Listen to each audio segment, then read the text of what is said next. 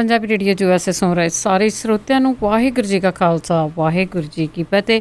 ਜਿਸ ਸਰੋਤਿਓ ਅਸੀਂ ਗੱਲਬਾਤ ਕਰਾਂਗੇ ਜਥੇਦਾਰ ਭਾਈ ਰਣਜੀਤ ਸਿੰਘ ਹੋਰਾਂ ਦੇ ਨਾਲ।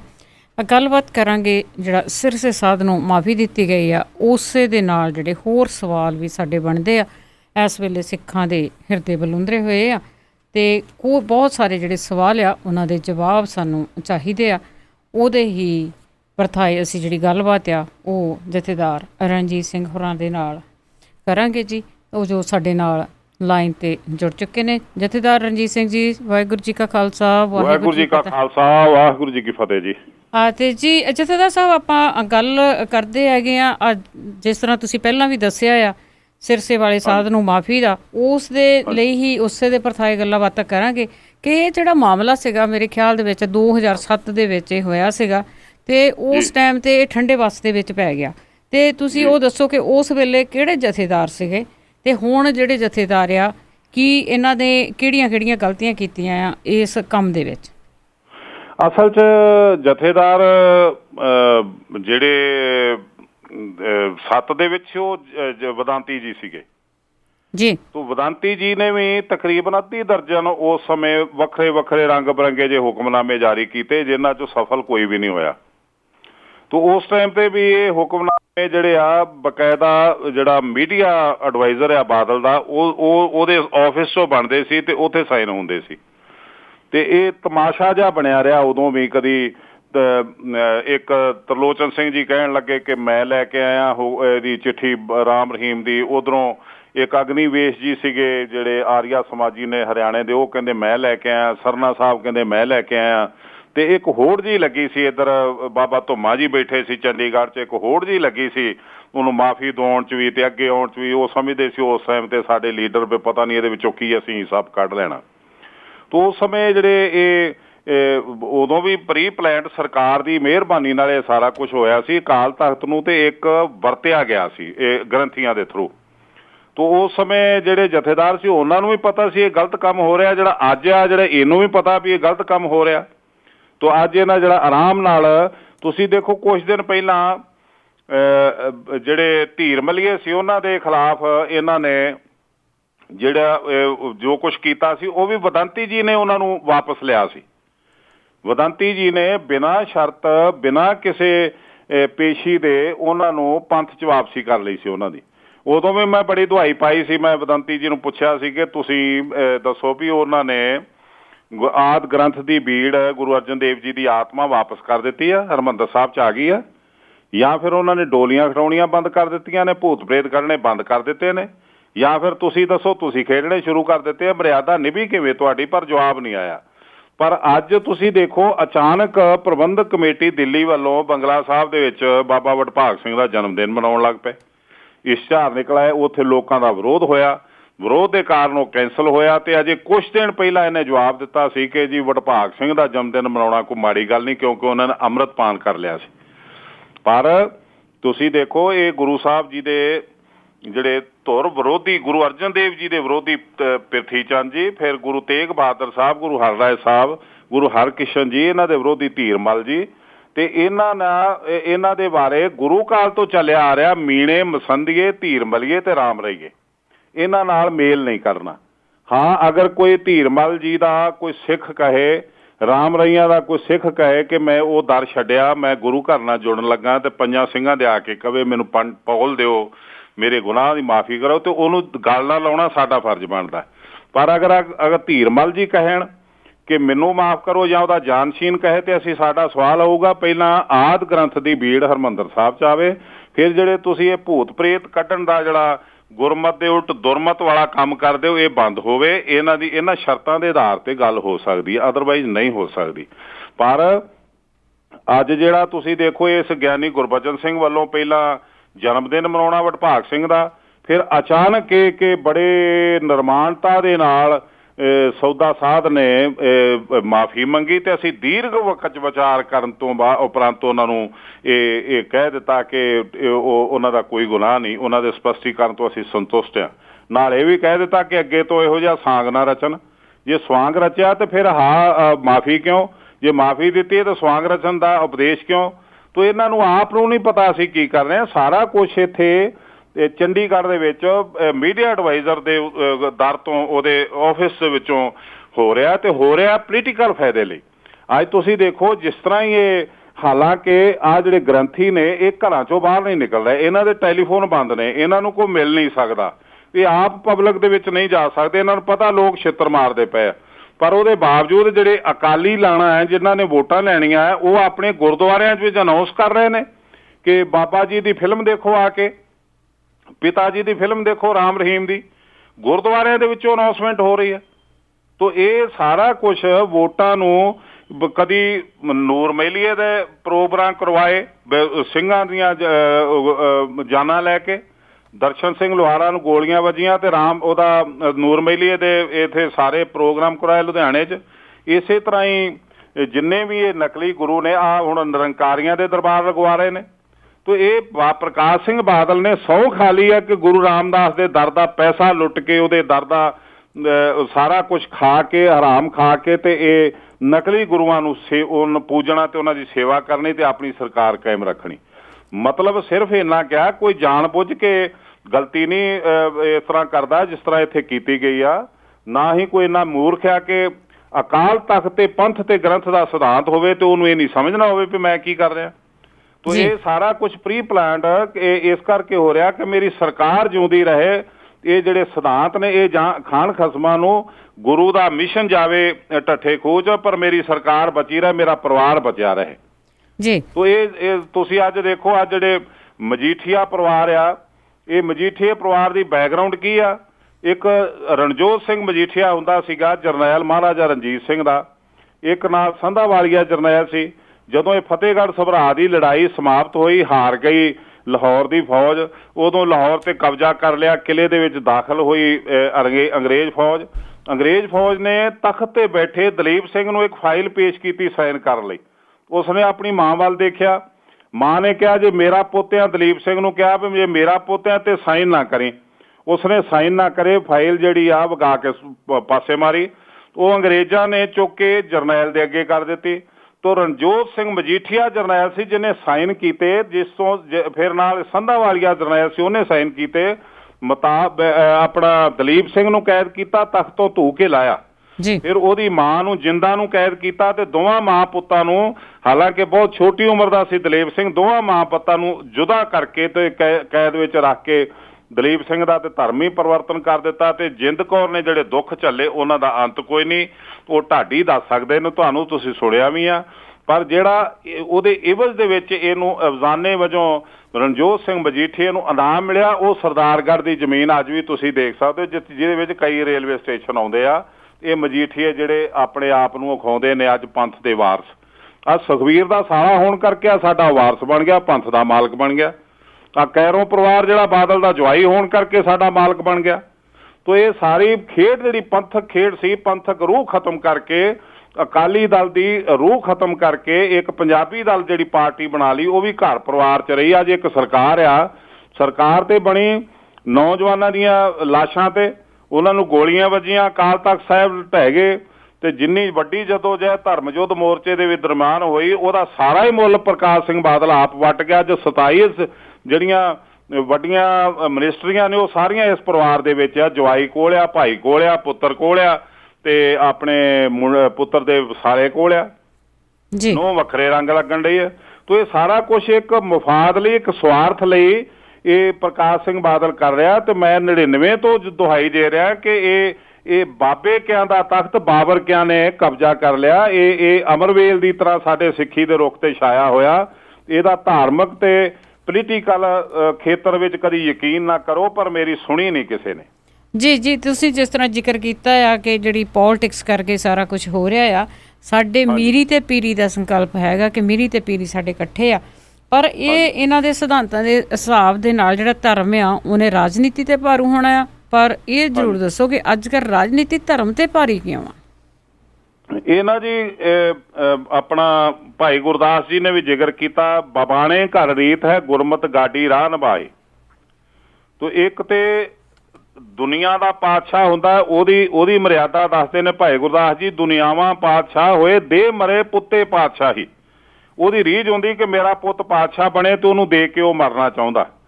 ਤੇ ਦੋ ਹੀ ਫੇਰੇ ਆਪਣੀ ਹੁਕਮੀ ਬੰਦੇ ਔਰ ਸਿਪਾਹੀ ਜਿਹੜਾ ਪੋਤਿਆ ਉਹ ਤੋਂ ਆਪਣੇ ਪਿਓ ਤੋਂ ਜ਼ਾਲਮ ਹੋ ਕੇ ਫਿਰ ਦੱਸਣਾ ਚਾਹੁੰਦਾ ਕਿ ਮੈਂ ਆਪਣੇ ਪਿਓ ਤੋਂ ਵੱਡਾ ਬਾਦਸ਼ਾਹ, ਜਿਵੇਂ ਸ਼ਹਿਜ਼ਾਦਾ ਸਲੀਮ ਨੇ ਅਕਬਰ ਤੋਂ ਵੱਡਾ ਬਣ ਕੇ ਦਿਖਾਇਆ, ਗੁਰੂ ਅਰਜਨ ਦੇਵ ਜੀ ਨੂੰ ਸ਼ਹੀਦ ਕੀਤਾ, ਜਿਸ ਤਰ੍ਹਾਂ ਸ਼ਾਹਜਹਾਨ ਤੋਂ ਜ਼ਿਆਦਾ ਨਿਰਦਈ ਤੇ ਜ਼ਾਲਮ ਹੋ ਕੇ ਔਰੰਗਜ਼ੇਬ ਨੇ ਦਿਖਾਇਆ, ਗੁਰੂ ਤੇਗ ਬਹਾਦਰ ਸਾਹਿਬ ਨੂੰ ਸ਼ਹੀਦ ਕੀਤਾ। ਤੋ ਇਹ ਗੁਰੂ ਸਾਹਿਬ ਦੇ ਜਿਹੜੀ ਰਾਜਨੀਤੀ ਆ ਉਹਦੀ ਵਿਆਖਿਆ ਕਰਦਿਆਂ ਭਾਈ ਗੁਰਦਾਸ ਜੀ ਫਰਮਾਉਂਦੇ ਨੇ, ਬਾਬਾਣੇ ਘਰ ਰੀਤ ਹੈ ਗੁਰਮਤ ਗਾਡੀ ਰਾਹ ਨਿਭਾਹੀ, ਇੱਕੋ ਦੋਹੀ ਟਕਸਾਲ ਇੱਕ ਕੁਤਬਾ ਤਖਤ ਸੱਚਾ ਦਰਗਾਹੀ, ਗੁਰਮੁਖ ਸੁਖ ਫਲ ਦਾਤ ਅਲਾਹੀ। ਤੋ ਇਹ ਗੁਰੂ ਦਸਮ ਪਾਤਸ਼ਾਹ ਨੇ ਵੀ ਦਸਮ ਗ੍ਰੰਥ ਦੇ ਵਿੱਚ ਦਰਜ ਕੀਤਾ, ਇੱਕ ਤੇ ਬਾਬੇ ਕੇ ਤੇ ਇੱਕ ਬਾਬਰ ਕੇ, ਬਾਬੇ ਕੇ ਬਾਬਰ ਕੇ ਦੋ ਆਪ ਕਰੇ ਪਰਮੇਸ਼ਰ ਸੋ। ਤੇ ਇਹ ਜਿਹੜੀ ਦੁਨੀਆ ਦੀ ਪਾਤਸ਼ਾਹੀ ਆ ਉਹ ਬਾਬਰ ਕੋਲ ਆ, ਤੇ ਦੀਨ ਦੀ ਪਾਤਸ਼ਾਹੀ ਜਿਹੜੀ ਉਹ ਬਾਬੇ ਨਾਨਕ ਕੋਲ ਆ, ਬਾਬਿਆਂ ਦੇ ਕੋਲ ਆ। ਇਹ ਅਕਾਲ ਤਖਤ ਦੀਨ ਦੀ ਪਾਤਸ਼ਾਹੀ ਦਾ ਪ੍ਰਤੀਕ ਸੀ ਤੇ ਦਸਮ ਪਾਤਸ਼ਾਹ ਤੋਂ ਬਾਅਦ ਉਹਨਾਂ ਦੀ ਹਾਜ਼ਰੀ ਪੰਜਾਂ ਪਿਆਰਿਆਂ ਦੇ ਰੂਪ ਵਿੱਚ ਤੇ ਗੁਰੂ ਗ੍ਰੰਥ ਸਾਹਿਬ ਦੇ ਰੂਪ ਵਿੱਚ ਉੱਥੇ ਸਾਨੂੰ ਮਿਲਦੀ ਆ, ਜਿੱਥੇ ਗੁਰੂ ਸਾਹਿਬ ਨੇ ਆਪਣੇ ਅਕਾਲ ਚਲਾਣੇ ਦੇ ਸਮੇਂ ਸਾਨੂੰ ਕਿਹਾ ਕਿ ਪੰਜ ਸਿੰਘ ਮਿਲ ਕੇ ਰਹਿਤ ਵਿਵੇਕਾ ਗੁਰਮਤਾ ਕਰੇ। ਤੋ ਮੇਰੀ ਆਤਮਾ ਗ੍ਰੰਥ ਵਿੱਚ ਪ੍ਰਾਣ ਪੰਥ ਵਿੱਚ। ਅੱਜ ਅਸੀਂ ਪੰਜਾਂ ਤੋਂ ਅੰਮ੍ਰਿਤਪਾਨ ਕਰਦੇ ਹਾਂ, ਜੋ ਪੰਜ ਸਿੰਘ ਸਾਨੂੰ ਹੁਕਮ ਕਰਦੇ ਸਾਰੀ ਜੀਵਨ ਜਾਚ ਅਸੀਂ ਉਹਦੇ ਅਨੁਸਾਰ ਜਿਉਂਦੇ ਹਾਂ। ਤੋ ਪੰਥ ਤੇ ਗ੍ਰੰਥ ਦਾ ਸਿਧਾਂਤ ਉੱਥੇ ਸ਼ਸ਼ੋਭਤ ਹੈ, ਜਿਹੜਾ ਗੁਰੂ ਗ੍ਰੰਥ ਸਾਹਿਬ ਦੀ ਰੋਸ਼ਨੀ ਦੇ ਵਿੱਚ ਗੁਰਮਤਾ ਬਣਾਉਂਦਾ। ਤੇ ਗੁਰਮਤਾ ਜਦੋਂ ਜੇ ਪੰਜ ਸਿੰਘ ਬਣਾਉਂਦੇ ਨੇ ਤੇ ਇੱਕ ਸਿੰਘ ਵੀ ਵਿੱਚੋਂ ਅਖਲਾਕ ਨਾਲ ਵਿਗੜ ਜਾਵੇ ਜਾਂ ਬਾਦਲੀਲ ਉਹ ਕਹੇ ਕਿ ਤੁਸੀਂ ਗਲਤ ਕਰ ਰਹੇ ਹੋ, ਤੇ ਗੁਰਮਤਾ ਸਿਰੇ ਨਹੀਂ ਚੜ ਸਕਦਾ। ਗੁਰਮਤਾ ਪੰਜਾਂ ਦੀ ਆਮ ਸਹਿਮਤੀ ਤੇ ਸਰਬਸੰਮਤੀ ਨਾਲ ਸਾਈਨ ਹੋਣ ਤਾਂ ਸਿਰੇ ਲੱਗਦਾ, ਵਰਨਾ ਕੋਈ ਇੱਕ ਵੀ ਖਿਲਾਫ ਹੋਵੇ ਉਹਨੂੰ ਆਪਣਾ ਨੋਟ ਲਿਖ ਕੇ ਆਪਣੀ ਗਵਾਹੀ ਦਰਜ ਕਰਕੇ ਸਾਈਨ ਕਰਨੇ ਪੈਣਗੇ। ਉਦੋਂ ਬਾਅਦ ਮੀਟਿੰਗ ਪੋਸਟਪੋਨ ਹੁੰਦੀ ਆ, ਉਸ ਤੋਂ ਬਾਅਦ ਦੂਸਰੀ ਮੀਟਿੰਗ ਦੇ ਵਿੱਚ ਆਮ ਸਹਿਮਤੀ ਬਣਦੀ, ਫਿਰ ਪੰਜਾਂ ਦੇ ਸਾਈਨ ਹੋ ਕੇ ਗੁਰਮਤਾ ਸਾਹਮਣੇ ਆਉਂਦਾ, ਨਹੀਂ ਤੇ ਨਹੀਂ ਹੋ ਸਕਦਾ। ਇਹ ਮਰਿਆਦਾ, ਪਰ ਇਹ ਮਰਿਆਦਾ ਖੂਜ ਪਾ ਛੱਡੀ ਸਾਰੀ ਇਹ ਪ੍ਰਕਾਸ਼ ਸਿੰਘ ਬਾਦਲ ਨੇ, ਮਿੱਟੀ ਰੋਲ ਛੱਡੀ। ਇੱਕ CM ਹੋਵੇ ਪੰਜਾਬ ਦਾ ਤੋ ਜਥੇਦਾਰ ਰਣਜੀਤ ਸਿੰਘ ਨੂੰ ਲਾ ਕੇ ਪਾਸੇ ਮਾਰੇ, ਗ੍ਰੰਥੀਆਂ ਨੂੰ ਕੈਦ ਕਰ ਲਵੇ। ਗਿਆਨੀ ਮੋਹਨ ਸਿੰਘ ਸੀਗਾ ਜਿਹਨੇ ਆਪਣਾ ਫਰਜ਼ ਨਿਭਾਇਆ, ਹੈਡ ਗ੍ਰੰਥੀ ਦਰਬਾਰ ਸਾਹਿਬ ਉਸ ਸਮੇਂ ਦੇ, ਅੱਜ ਵੀ ਜਿਉਂਦੇ ਜਾਗਦੇ ਨੇ। ਉਹਨਾਂ ਨੂੰ ਚੁੱਕ ਕੇ ਲੈ ਗਏ, ਉਹਨਾਂ ਨੂੰ ਕਿਹਾ ਕਿ ਤੁਸੀਂ ਕੱਲ ਨੂੰ ਸਰੋਪਾ ਦੇਣਾ ਹੈ, ਕਿਉਂਕਿ ਗੁਰੂ ਹਰਗੋਬਿੰਦ ਪਾਤਸ਼ਾਹ ਜੀ ਦੇ ਸਮੇਂ ਤੋਂ ਹੈਡ ਗ੍ਰੰਥੀ ਦਰਬਾਰ ਸਾਹਿਬ ਹੀ ਇਹ ਗੱਦੀ ਨਸ਼ੀਨੀ ਦੇ ਸਮੇਂ ਸਰੋਪਾ ਸਭ ਤੋਂ ਪਹਿਲਾਂ ਦਿੰਦਾ ਅਕਾਲ ਤਖਤ ਦੇ ਜਥੇਦਾਰ ਨੂੰ। ਤੋ ਗੁਰੂ ਹਰਗੋਬਿੰਦ ਪਾਤਸ਼ਾਹ ਦੇ ਸਮੇਂ ਤੋਂ ਜਿਹੜੀ ਮਰਿਆਦਾ ਚੱਲਦੀ ਆ ਰਹੀ, ਉਹ ਪਹਿਲੀ ਦਫਾ ਇਸ ਸਮੇਂ ਟੁੱਟੀ 99 ਦੇ ਵਿੱਚ, ਜਦੋਂ ਮੈਨੂੰ ਲਾ ਕੇ ਪੂਰਨ ਸਿੰਘ ਨੂੰ ਬਣਾਇਆ। ਤੇ ਉਹਨੂੰ ਗਿਆਨੀ ਮੋਹਨ ਸਿੰਘ ਨੇ ਪਹਿਲਾਂ ਉਹਨੂੰ ਜ਼ੋਰ ਲਾਇਆ ਕਿ ਤੁਸੀਂ ਬਣੋ ਜਥੇਦਾਰ, ਤਾਂ ਅਸੀਂ ਬਣਾਉਣ ਨੂੰ। ਉਹਨੇ ਕਿਹਾ ਕਿ ਜਿਹੜਾ ਹਸ਼ਰ ਤੁਸੀਂ ਰਣਜੀਤ ਸਿੰਘ ਦਾ ਕੀਤਾ ਉਹੀ ਮੇਰਾ ਕਰੋ ਕਿ ਮੈਂ ਨਹੀਂ ਬਣਨਾ। ਉਹਨੂੰ ਚੁੱਕ ਕੇ ਲੈ ਗਏ, ਫਿਰ ਉਹ ਸਰੋਪਾ ਦੇਣ ਨਹੀਂ ਆਇਆ।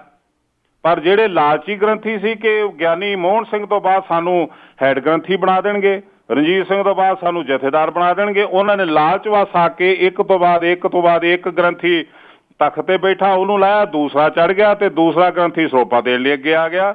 ਇਹਨਾਂ ਗ੍ਰੰਥੀਆਂ ਨੇ ਜਿਹੜਾ ਛੋਟਾਪਨ ਤੇ ਲਾਲਚ ਦਿਖਾਇਆ ਇਸ ਦਰ ਦੇ ਵਿੱਚ ਆ ਕੇ, ਉਹ ਸਾਡੇ ਲਈ ਬੜਾ ਨਿੰਦਣਯੋਗ ਬਣਿਆ ਤੇ ਸਾਡੀ ਕੌਮ ਲਈ ਬੜਾ ਘਾਤਕ ਸਾਬਤ ਹੋਇਆ। ਤੋ ਅੱਜ ਵੀ ਅਸੀਂ ਸਾਰੇ ਗ੍ਰੰਥੀਆਂ ਨੂੰ ਗਾਲਾਂ ਕੱਢੀ ਜਾਂਦੇ ਆ, ਪਰ ਜਿਹੜਾ ਗ੍ਰੰਥੀਆਂ ਨੂੰ ਨਚਾਉਂਦਾ ਪਿਆ ਉਹਦੇ ਬਾਰੇ ਕੋਈ ਫੈਸਲਾ ਹੀ ਨਹੀਂ ਹੋ ਰਿਹਾ, ਉਹਦੇ ਬਾਰੇ ਕੋਈ ਸਟੈਂਡ ਹੀ ਹੈ ਨਹੀਂ ਕਿਸੇ ਦਾ ਕਿ ਅਸੀਂ ਇਹਦੇ ਨਾਲ ਕਿਵੇਂ ਨਿਬੜਨਾ।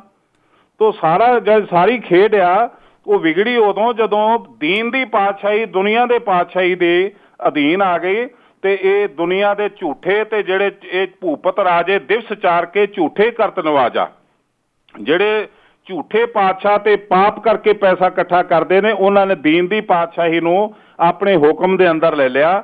ਤੇ ਮੈਂ 15 ਸਾਲਾਂ ਤੋਂ ਮੈਂ ਦੇਖ ਰਿਹਾ, ਮੈਂ ਦਵਾਈ ਪਾ ਰਿਹਾ, ਲੇਕਿਨ ਕਿਸੇ ਦੇ ਕੰਨ ਤੇ ਜੂੰ ਨਹੀਂ ਸਰਕੀ। ਲੇਕਿਨ ਅੱਜ ਪ੍ਰਮਾਤਮਾ ਦਾ ਸ਼ੁਕਰ ਹੈ ਕਿ ਸਿੱਖ ਸੰਗਤਾਂ ਉੱਠ ਖੜੀਆਂ ਹੋਈਆਂ। ਉਹਨਾਂ ਨੇ ਸਭ ਤੋਂ ਪਹਿਲਾਂ ਤੇ ਇੱਥੇ ਅਕਾਲੀਆਂ ਦਾ ਰਾਹ ਰੋਕਿਆ।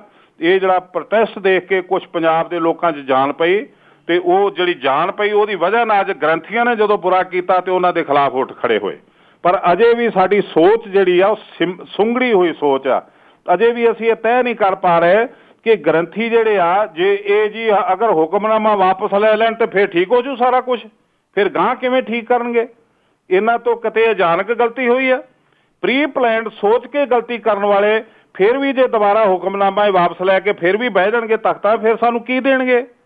ਪਰ ਅਸੀਂ ਇਹ ਤੈਅ ਨਹੀਂ ਕਰ ਪਾ ਰਹੇ ਵੀ ਇਹਨਾਂ ਗ੍ਰੰਥੀਆਂ ਨਾਲ ਨਿਬੜਨ ਲਈ ਸਾਨੂੰ ਜਿਹੜੀਆਂ ਸਾਡੀਆਂ ਜੜ੍ਹਾਂ 'ਚ ਸਿਉਂਕ ਲੱਗੀ ਹੋਈ ਉਹ ਸਿਉਂਕ ਨੂੰ ਉਹ ਤੇਲ ਪਾ ਕੇ ਉਹਨੂੰ ਸਾੜਨਾ ਪਊਗਾ ਜੀ। ਤੇ ਅੱਗੇ ਅਸੀਂ ਗੱਲ ਕਰਦੇ ਹਾਂ ਸਰਬੱਤ ਖਾਲਸਾ ਦੀ। ਜਿਹੜਾ ਸਰਬੱਤ ਖਾਲਸਾ ਆ ਉਹਦੇ ਬਾਰੇ ਜ਼ਰੂਰ ਦੱਸੋ ਕਿ ਜਿਹੜੇ ਅੱਜ ਵੀ ਯਤਨ ਹੋ ਰਹੇ ਆ, ਤੇ ਇਸ ਦੇ ਜੇ ਸਰਬੱਤ ਖਾਲਸਾ ਹੁੰਦਾ ਹੈ ਤੇ ਸਾਨੂੰ ਇਸ ਦੇ ਲਾਭ ਕੀ ਹੋਣਗੇ? ਇੱਕ ਤਾਂ ਮੈਂ ਤੁਹਾਨੂੰ ਕਲੀਅਰ ਦੱਸਾਂ ਵੀ ਜਿਹੜੇ ਸਰਬੱਤ ਖਾਲਸਾ ਬੁਲਾਉਣ ਲਈ ਇਹ ਤਤਪਰ ਹੋਏ ਨੇ ਜਾਂ ਗੱਲਾਂ ਕਰਦੇ ਨੇ, ਇਹ ਵੱਡੇ ਮੇਲੇ ਦੇ ਵਿੱਚ ਗਵਾਚੇ ਫਿਰਦੇ ਨੇ। ਇਹਨਾਂ ਨੂੰ ਸੋਝੀ ਨਹੀਂ ਵੀ ਸਰਬੱਤ ਖਾਲਸਾ ਕੀ ਆ ਤੇ ਅਸੀਂ ਉਹ ਚੋਂ ਲੱਭਣਾ ਕੀ ਆ ਤੇ ਲੈਣਾ ਕੀ ਆ ਤੇ ਅਸੀਂ ਹੁਣ ਕੀ ਕਰ ਰਹੇ ਆ ਤੇ 15 ਸਾਲ ਪਹਿਲਾਂ ਸਾਨੂੰ ਕੀ ਕਰਨਾ ਚਾਹੀਦਾ ਸੀ। ਜਦੋਂ ਮੈਨੂੰ ਜਥੇਦਾਰੀ ਤੋਂ ਲਾਇਆ ਉਦੋਂ ਸਾਰਾ ਸੰਤ ਸਮਾਜ, ਮੇਰੇ ਕੋਲ ਤਸਵੀਰਾਂ ਨੇ, ਅਰਦਾਸ ਹੋਈ, ਹਜ਼ਾਰਾਂ ਦਾ ਇਕੱਠ, ਦੋਵੇਂ ਹੱਥ ਖੜੇ ਕਰਕੇ 5 ਜਕਾਰੇ ਛੱਡ ਕੇ ਅਰਦਾਸ ਕਰਕੇ ਤੈਅ ਹੋਇਆ ਸਾਡਾ ਜਥੇਦਾਰ ਰਣਜੀਤ ਸਿੰਘ ਆ। ਮੈਂ ਉੱਥੇ ਖੜਾ ਅੱਜ ਤੱਕ।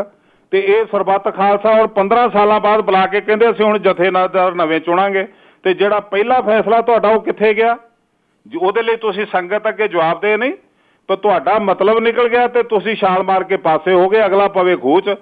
ਤਾਂ ਸਰਬੱਤ ਖਾਲਸਾ ਉਹ ਸਰਬੱਤ ਖਾਲਸਾ ਨਹੀਂ ਸੀ। ਅਕਾਲ ਤਖਤ ਦੇ ਉੱਤੇ ਚੰਗੇ ਭਲੇ ਜਥੇਦਾਰ ਨੂੰ ਲਾ ਕੇ ਸੁੱਟ ਦਿਓ ਤੇ ਮਿੱਟੀ ਰੋਲ ਦਿਓ ਸਾਰੇ ਸਿਧਾਂਤ ਦੀ। ਉਹ ਵੀ ਉਦੋਂ 1699 ਦੀ ਵਿਸਾਖੀ ਦਾ 300 ਸਾਲਾ ਸ਼ਤਾਬਦੀ ਹੋਵੇ ਤੇ ਉਦੋਂ ਤੇ ਤੁਸੀਂ ਕੁਝ ਕਰ ਨਾ ਸਕੇ ਤੇ ਅੱਜ ਤੁਹਾਡਾ ਬਾਰਡਰ ਟਾਊਨ ਦੇ ਵਿੱਚ ਕੀਤਾ ਫੈਸਲਾ ਕੀ ਕਰੂਗਾ? ਤੋ ਕਿਹਦੇ ਲਈ ਕਰੋਗੇ? ਤੋ ਤੁਹਾਡਾ ਸਰਬੱਤ ਖਾਲਸਾ ਕਿਵੇਂ ਹੋਊਗਾ? ਤੁਸੀਂ ਦਾਗੀ ਹੋ ਚੁੱਕੇ ਹੋ। ਤੁਸੀਂ 15 ਸਾਲ ਹੋ ਗਏ।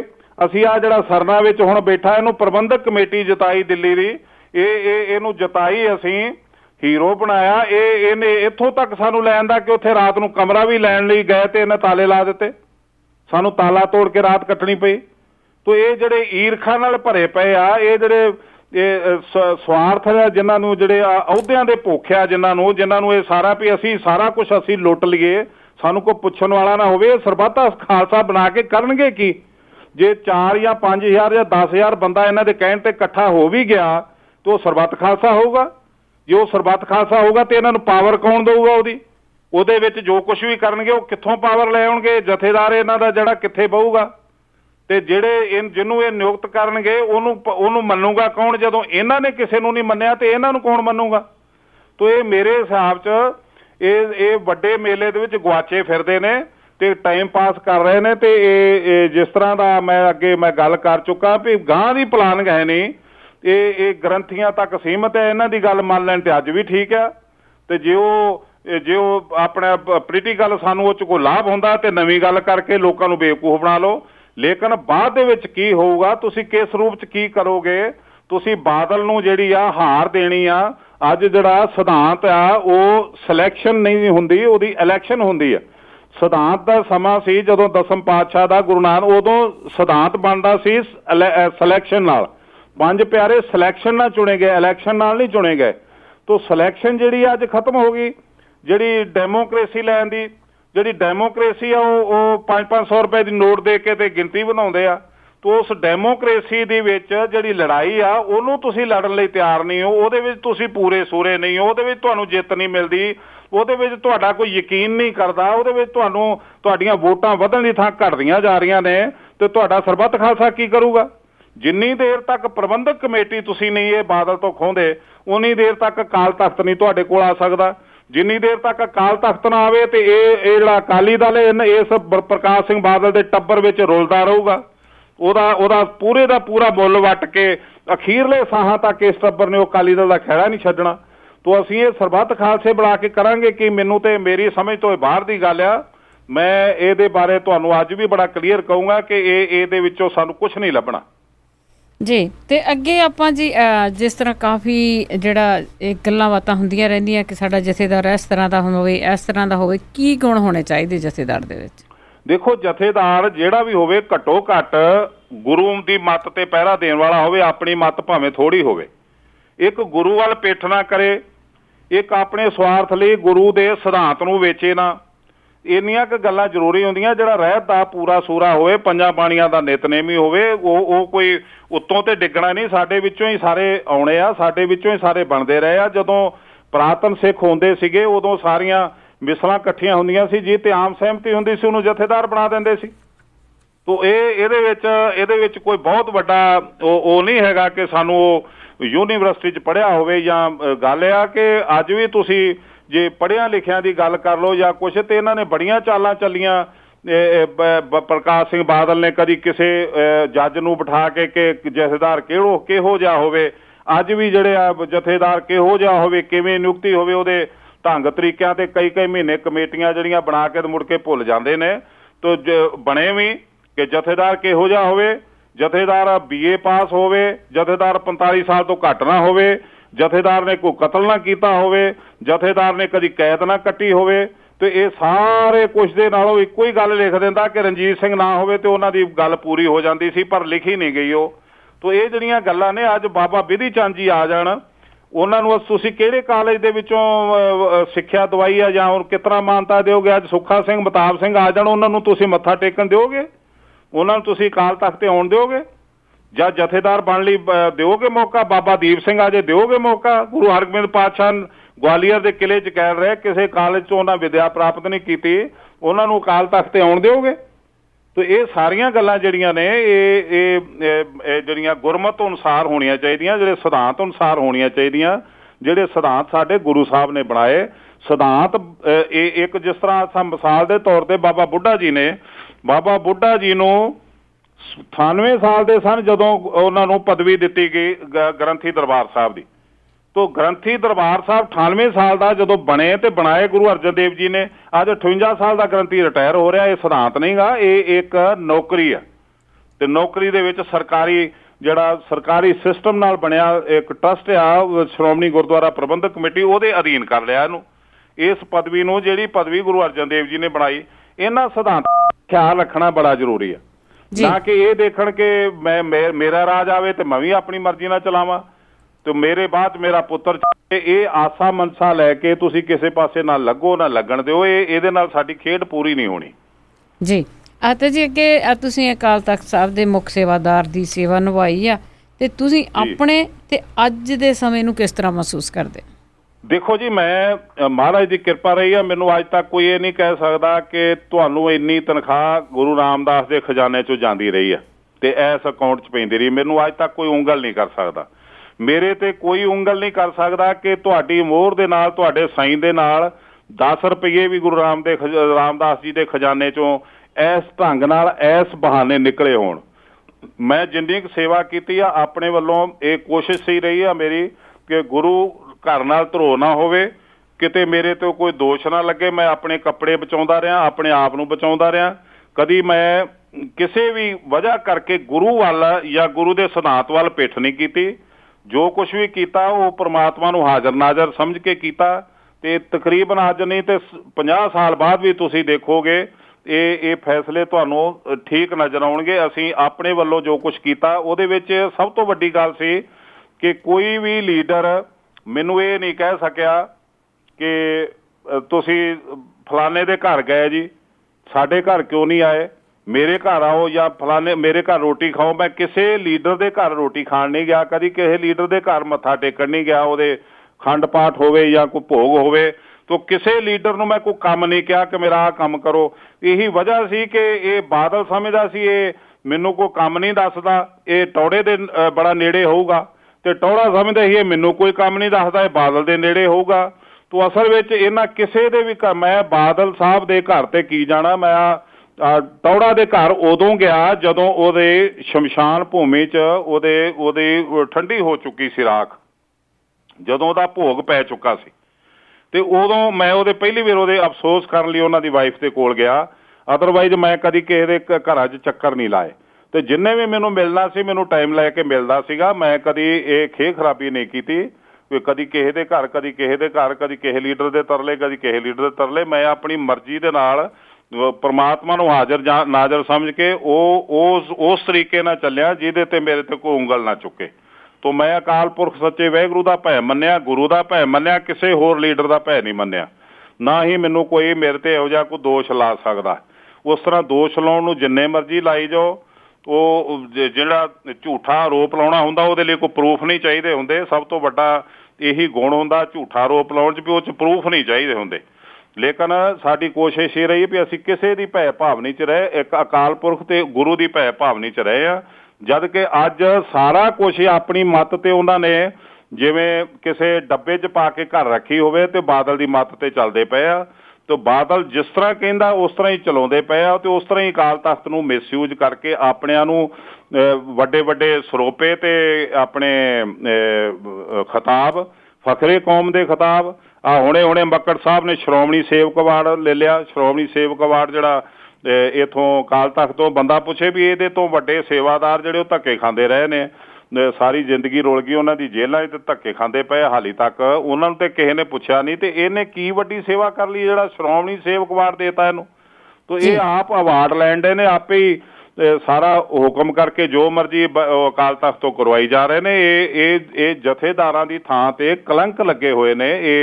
ਇਹ ਤੁਸੀਂ ਅੱਜ ਵੀ ਮੰਨ ਲਓ ਤੇ ਕੱਲ ਵੀ ਤੁਹਾਨੂੰ ਮੰਨਣਾ ਪਊਗਾ ਜੀ। ਤੇ ਜੀ ਅੱਗੇ ਕਈ ਲੋਕਾਂ ਦੇ ਇਹ ਦਿਮਾਗ ਵਿੱਚ ਗੱਲ ਘੁੰਮਦੀ ਆ ਕਿ ਜਦੋਂ ਤੁਹਾਨੂੰ ਜਥੇਦਾਰ ਥਾਪ ਦਿੱਤਾ ਗਿਆ ਤੇ ਇਸ ਕਰਕੇ ਰਿਹਾਈ ਹੋਈ ਆ ਜੇਲ੍ਹ ਦੇ ਵਿੱਚੋਂ, ਕੀ ਕਾਰਨ ਹੈ ਇਹਦੇ ਵਿੱਚ? ਤਕਰੀਬਨ ਇਹ ਮੈਂ ਦੇਖਿਆ ਜਿਹੜੇ ਇਹ ਗੱਲ ਕਰਨ ਵਾਲੇ ਲੋਕ ਨੇ ਉਹਨਾਂ ਨੇ ਨਾ ਤੇ ਕਦੀ ਅਦਾਲਤ ਦੇਖੀ, ਨਾ ਥਾਣਾ ਦੇਖਿਆ, ਨਾ ਕਦੀ ਇਸ ਸਿਸਟਮ ਚੋਂ ਗੁਜ਼ਰੇ ਨੇ, ਨਾ ਹੀ ਸਾਨੂੰ ਨੇੜੇ ਤੋਂ ਹੋ ਕੇ ਉਹਨਾਂ ਨੇ ਉਸ ਸਮੇਂ ਕਦੀ ਪੁੱਛਿਆ। ਤੇ ਨਾ ਜਿੰਨੀਆਂ ਵੀ ਆ ਕਿਤਾਬਾਂ ਲਿਖਣ ਵਾਲੇ ਨੇ, ਜਿੰਨੀਆਂ ਵੀ ਆ ਕਿਤਾਬਾਂ ਲਿਖੀਆਂ ਗਈਆਂ, ਮੈਨੂੰ ਤੇ ਅੱਜ ਤੱਕ ਕਿਸੇ ਨੇ ਨਹੀਂ ਆ ਕੇ ਪੁੱਛਿਆ ਵੀ ਤੁਹਾਡਾ ਕੀ ਰੋਲ ਹੈ ਜਾਂ ਤੁਸੀਂ ਕੀ ਕੀਤਾ। ਇਹ ਕਿਤਾਬੀ ਕੀੜੇ ਜੋ ਕੁਛ ਵੀ ਇਹ ਲਿਖ ਰਹੇ ਨੇ ਆਪਣੇ ਹਿਸਾਬ ਕਿਤਾਬ ਨਾਲ ਲਿਖਦੇ, ਆਪਣੇ ਹਿਸਾਬ ਨਾਲ ਕਰੀ ਜਾਂਦੇ। ਮੈਂ ਤੁਹਾਨੂੰ ਜਾਣਕਾਰੀ ਦਿੰਦਾ ਕਿ ਮੈਨੂੰ 90 ਦੇ ਵਿੱਚ ਇਹਨਾਂ ਨੇ ਅਪੁਆਇੰਟ ਕੀਤਾ ਜੀ ਜਥੇਦਾਰ ਅਕਾਲ ਤਖਤ। 93 ਦੇ ਵਿੱਚ ਮੈਨੂੰ 3 ਉਮਰ ਕੈਦਾਂ ਹੋਈਆਂ ਜੀ।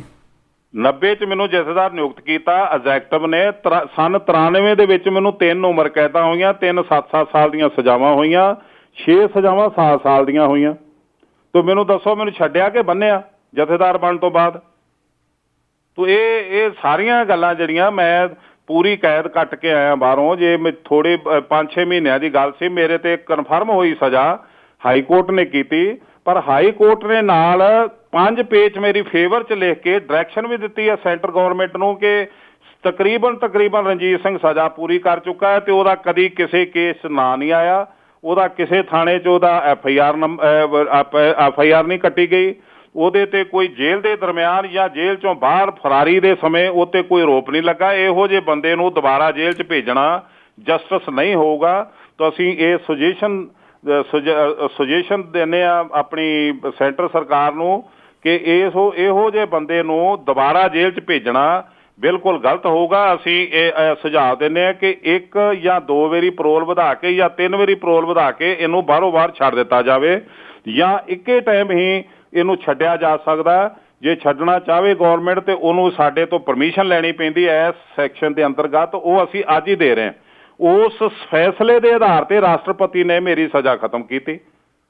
ਤੋ ਇਹ ਸਾਰੀਆਂ ਗੱਲਾਂ ਜਿਹੜੀਆਂ ਹਵਾਈ ਕਿਲੇ ਬਣਾਈ ਜਾਣ ਡੇ ਜਾਂ ਆਪਣੀ ਮਰਜ਼ੀ ਨਾਲ ਗੱਲਾਂ ਕਰੀ ਜਾ ਰਹੇ ਆ, ਜਿਹੜੇ ਅਦਾਲਤੀ ਫੈਸਲੇ ਨੇ ਉਹਨਾਂ ਦੇ ਵਿੱਚ ਗੱਲਾਂ ਕੋਈ ਮਹਿਣੇ ਨਹੀਂ ਰੱਖਦੀਆਂ। ਖਾਸ ਕਰਕੇ ਜਿਹੜੇ ਕਤਲਾਂ ਦੇ ਕੇਸ ਨੇ ਉਹਨਾਂ ਦੇ ਵਿੱਚ ਇਹ ਗੱਲਾਂ ਕੋਈ ਮਹਿਣੇ ਨਹੀਂ ਰੱਖਦੀਆਂ। ਇਹ ਜਿਹੜੇ ਉਹ ਗੱਲਾਂ ਕਰਨ ਵਾਲੇ ਉਹ ਲੋਕ ਨੇ ਜਿਨ੍ਹਾਂ ਨੂੰ ਅਦਾਲਤੀ ਪ੍ਰਕਿਰਿਆ ਜਾਂ ਨਿਆਂਪਾਲਿਕਾ ਦਾ ਜਿਹੜਾ ਹਿਸਾਬ ਕਿਤਾਬ ਉਹਦਾ ਕੋਈ ਭੇਦਭਾਵ ਨਹੀਂ ਹੈਗਾ, ਉਹਦੀ ਕੋਈ ਜਾਣਕਾਰੀ ਨਹੀਂ ਹੈਗੀ ਜੀ। ਤੇ ਜੀ ਅੱਗੇ ਜਿਸ ਤਰ੍ਹਾਂ ਆਪਾਂ ਦੇਖਦੇ ਹਾਂ ਕਿ ਅਕਾਲ ਤਖਤ ਤੇ ਜਿਹੜੇ ਬੈਠੇ ਆ ਤੁਸੀਂ ਗ੍ਰੰਥੀ ਆ, ਇਹ ਜਿਹੜੇ ਇਹਨਾਂ ਨੇ ਪੁੱਠੇ ਸਿੱਧੇ ਤਰੀਕਿਆਂ ਦੇ ਨਾਲ ਕਈ ਜਿਹੜੇ ਹੁਕਮਨਾਮੇ ਆ ਜਾਂ ਮਾਫੀਨਾਮੇ ਦਿੱਤੇ ਆ, ਇਸ ਦੇ ਨਾਲ ਜਿਹੜੀ ਕਦਰ ਬਹੁਤ ਘਟਾਈ ਆ ਇਹਨਾਂ ਨੇ ਅਕਾਲ ਤਖਤ ਦੀ। ਤੇ ਪਰ ਇਸ ਦੇ ਪਿੱਛੇ ਅਸਲੀ ਜ਼ਿੰਮੇਵਾਰ ਕੌਣ ਹੈ? ਪ੍ਰਕਾਸ਼ ਸਿੰਘ ਬਾਦਲ। ਮੈਂ ਤੁਹਾਨੂੰ ਬੜਾ ਲੰਬਾ ਡਿਟੇਲ 'ਚ ਦੱਸ ਕੇ ਹਟਿਆ ਕਿ ਜੋ ਕੁਝ ਵੀ ਇਹ ਗ੍ਰੰਥੀ ਕਰ ਰਹੇ ਨੇ ਇਹ ਗਲਤੀ ਨਾਲ ਨਹੀਂ ਕਰ ਰਹੇ, ਇਹਨਾਂ ਤੋਂ ਗਲਤੀ ਨਹੀਂ ਹੋ ਰਹੀ। ਇਹ ਪ੍ਰੀ ਪਲੈਨਡ, ਜਿਸ ਤਰ੍ਹਾਂ ਸਰਕਾਰ ਇਹਨਾਂ ਨੂੰ ਚਲਾਉਂਦੀ ਹੈ ਉਸ ਤਰ੍ਹਾਂ ਇਹ ਚੱਲ ਰਹੇ ਨੇ। ਇਹੀ ਵਜ੍ਹਾ ਹੈ ਕਿ ਜੋ ਜੀ ਕਰਦਾ ਲੁੱਟੀ ਜਾ ਰਹੇ ਨੇ, ਜੋ ਜੀ ਕਰਦਾ ਇਹ ਖਾਈ ਤੁਰੇ ਜਾਣ ਡੇ ਨੇ, ਕੋਈ ਪੁੱਛਣ ਵਾਲਾ ਨਹੀਂ ਇਹਨਾਂ ਨੂੰ। ਇਹ ਜੋ ਕੁਝ ਵੀ ਕਰ ਰਹੇ ਨੇ ਲਾਲਚ ਵਸ ਕਰ ਰਹੇ ਨੇ ਤੇ ਲਾਲਚ ਵਸ ਲੈਣ 'ਚ ਲੱਗੇ ਹੋਏ ਨੇ ਵੀ ਉਹਨੂੰ ਲਾ ਦਿਓ ਤੇ ਸਾਨੂੰ ਬਣਾ ਦਿਓ। ਅੱਜ ਮਾੜੀ ਜੀ ਗੱਲ ਸੁਣੀ ਕਿ ਉਹ ਅੰਦਰੋਂ ਨਹੀਂ ਨਿਕਲਦਾ ਦਮਦਮ ਸਾਹਿਬ ਵਾਲਾ, ਤੇ ਇੱਕ ਸਾਡਾ ਸੰਤ ਮਹਾਂਪੁਰਖ ਲੈਣ 'ਚ ਲੱਗਾ ਕਿ ਮੈਨੂੰ ਬਣਾਓ ਤੁਸੀਂ, ਮੈਂ ਬੈਠਾ ਇੱਥੇ ਜੀ ਜੀ। ਤੋ ਇਹ ਸਾਰੇ ਲਾਲਚ ਵਸ ਹੋ ਕੇ ਜੋ ਕੁਝ ਵੀ ਹੋ ਰਿਹਾ, ਇਹ ਨਹੀਂ ਪਰਵਾਹ ਕਰ ਰਹੇ ਕਿ ਸਾਡੇ ਤੋਂ ਕਰਾਉਣਾ ਕੀ ਆ, ਇਹ ਨਹੀਂ ਪਰਵਾਹ ਕਰ ਰਹੇ ਕਿ ਸਾਡੇ ਤੇ ਬਲੇਮ ਕੀ ਲੱਗਣਾ, ਅਸੀਂ ਕਲੰਕਿਤ ਹੋ ਜਾਵਾਂਗੇ। ਸਿਰਫ ਇਹ ਆ ਕਿ ਵੀ ਅਸੀਂ ਲੁੱਟ ਲਈਏ, ਅਸੀਂ ਸਾਰਾ ਕੁਝ ਆਪਣੀ ਮਨ ਦੀਆਂ ਪਗਾ ਲਈਏ ਵੀ ਇਹ ਜੋ ਕੁਝ ਬਾਦਲ ਕਹੂਗਾ ਅਸੀਂ ਕਰਾਂਗੇ ਜੀ। ਤੇ ਜੀ ਇਸ ਦਿਖਾਂਤ ਦੇ ਵਿੱਚੋਂ ਅੱਜ ਸਿੱਖ ਪੰਥ ਆ ਜਿਹੜਾ ਉਹ ਸਾਰਾ ਹੀ ਗੁਜ਼ਰਿਆ ਆ, ਤੇ ਤੁਹਾਡੀ ਨਜ਼ਰ ਵਿੱਚੋਂ ਉਸ ਵਿੱਚੋਂ ਨਿਕਲਣ ਦਾ ਕੀ ਰਸਤਾ ਹੋ ਸਕਦਾ ਹੈ? ਇਹਨਾਂ ਚੁਣੌਤੀਆਂ ਦਾ ਕਿਵੇਂ ਸਾਹਮਣਾ ਕਰ ਸਕਦੇ ਹਾਂ? ਦੇਖੋ, ਇਹ ਇੱਕੋ ਇੱਕ ਰਸਤਾ ਆ ਕਿ ਅਸੀਂ ਆ ਜਿਹੜੀ ਰਾਜਸੀ ਖੇਡ ਆ ਇਹਦੇ ਵਿੱਚ ਮੈਂ ਬਹੁਤ ਵਿਸ਼ਵਾਸ ਨਹੀਂ ਰੱਖਦਾ, ਲੇਕਿਨ ਜਿਹੜੀ ਪ੍ਰਬੰਧਕ ਕਮੇਟੀ ਆ ਉਹ ਸਾਡਾ ਬੇਸ ਆ। ਪ੍ਰਬੰਧਕ ਕਮੇਟੀ ਤੇ ਹੀ ਆਸਥਾ ਆ ਸਿੱਖ ਸੰਗਤਾਂ ਦੀ।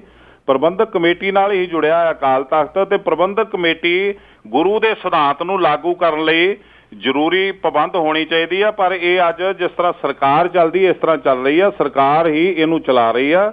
ਇਹ ਸਿਸਟਮ ਜਿਹੜਾ ਇਹ ਪ੍ਰਕਾਸ਼ ਸਿੰਘ ਬਾਦਲ ਦੇ ਹੱਥ 'ਚੋਂ ਖੋਹ ਕੇ ਪੰਥਕ ਹੱਥਾਂ 'ਚ ਆਉਣਾ ਚਾਹੀਦਾ, ਤਾਂ ਸਾਡੇ ਗੁਰੂ ਦੇ ਪਰੰਪਰਾ ਤੇ ਸਿਧਾਂਤ ਜਿਉਂਦੇ ਰਹਿ ਸਕਦੇ ਨੇ। ਤੇ ਉਹ ਇੱਕੋ ਇੱਕ ਤਰੀਕਾ ਹੈ, ਪ੍ਰਬੰਧਕ ਕਮੇਟੀ ਪ੍ਰਕਾਸ਼ ਸਿੰਘ ਬਾਦਲ ਤੋਂ ਖੋਹ ਲਈ ਜਾਵੇ, ਉਹਦੇ ਬਾਅਦ ਸਾਡਾ ਸਾਰਾ ਕੁਝ ਲਾਈਨ ਤੇ ਨਵੇਂ ਸਿਰਿਓਂ ਆਉਂਦਾ। ਅੱਜ ਜੇ ਤੁਸੀਂ ਸੋਚੋ ਕਿ 2017 ਨੂੰ ਪਹਿਲਾਂ CM ਦੀ ਸੀਟ ਜਿੱਤੀਏ, CM ਬਣ ਕੇ ਫਿਰ ਐਂ ਕਰਾਂਗੇ, ਉਹ ਸਿਰਫ ਲਾਲਚ ਹੈ ਇੱਕ, ਹਰ ਇੱਕ ਨੂੰ ਹੈ ਕਿ ਮੈਂ CM ਬਣ ਜਾ, ਬਾਅਦ 'ਚ ਦੇਖਾਂਗੇ ਕੀ ਹੁੰਦਾ। ਲੇਕਿਨ CM ਬਣਨਾ ਸੌਖਾ ਨਹੀਂਗਾ। ਇੱਥੇ ਅੱਧੀ ਦਰਜਨ ਤੋਂ ਵੱਧ ਪਾਰਟੀਆਂ ਨੇ ਜਿਨ੍ਹਾਂ ਨੇ ਵੋਟ ਲੈਣੀ ਆਪਣੀ ਆਪਣੀ, ਤੁਹਾਨੂੰ ਤੇ 2% ਵੋਟ ਨਹੀਂ ਮਿਲਣੀ।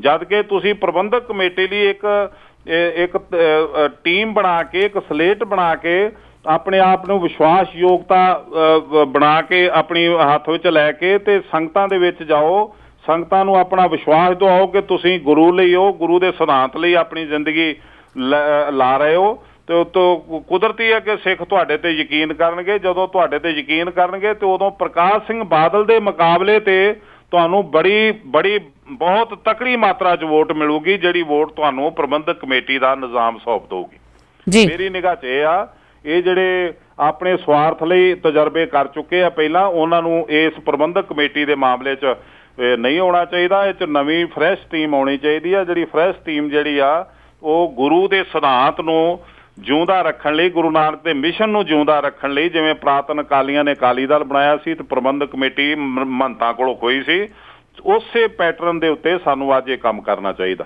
ਉਹਦੇ ਲਈ ਮੈਂ ਸਮਝਦਾ ਕਿ ਵਿਦੇਸ਼ਾਂ ਦੀਆਂ ਸੰਗਤਾਂ ਬਹੁਤ ਕੁਝ ਕਰ ਸਕਦੀਆਂ। ਅੱਜ ਜਿਹੜਾ ਤੁਸੀਂ ਪ੍ਰੋਟੈਸਟ ਕੀਤਾ ਕੈਨੇਡਾ ਵਿੱਚ, ਅਮਰੀਕਾ 'ਚ, ਇਟਲੀ 'ਚ, ਨਾ ਇਹਨੂੰ ਗਿਆਨੀ ਨੂੰ ਬੋਲਣ ਦਿੱਤਾ, ਨਾ ਅਕਾਲੀਆਂ ਨੂੰ ਬੋਲਣ ਦਿੱਤਾ, ਇਹਨਾਂ ਦੇ ਵਿਰੁੱਧ ਪ੍ਰੋਟੈਸਟ ਕੀਤਾ।